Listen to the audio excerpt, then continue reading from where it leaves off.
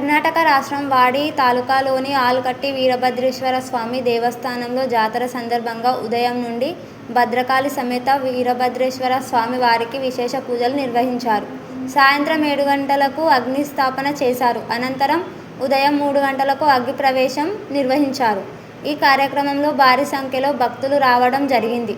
మరియు సాయంత్రం 7 గంటలకు రథోత్సవ కార్యక్రమం నిర్వహించబడుతుందని ఆలయ కార్యనిర్వాహకులు చెప్పడం జరిగింది. श्री वीरभद्रेश्वर महाराज की श्री वीरभद्रेश्वर महाराज की श्री वीरभद्रेश्वर महाराज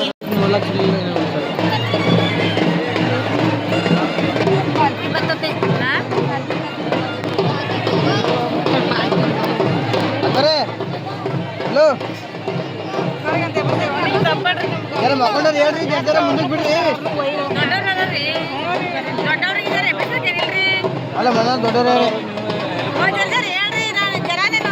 ನೋಡ್ಲಕ್ ಪಾಪ ಮಂದಿಗೆ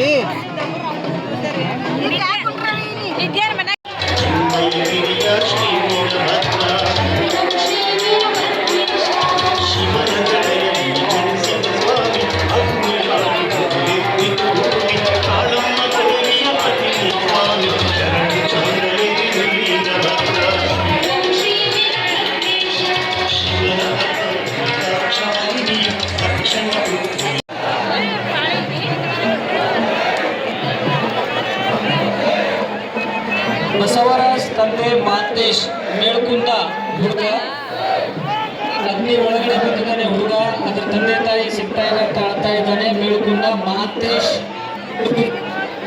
ಮೇಳ್ಕುಂದ ಮಾಂತೇಶ್ ಮೇಳ್ಕುಂದ ಇವ್ರ ಮಗ ಬಸವರಾಜ್. ಆರಾಮ್ ನಮಸ್ಕಾರ ಮಾಡಬೇಡ, ಅಲ್ಲೇ ಕೈ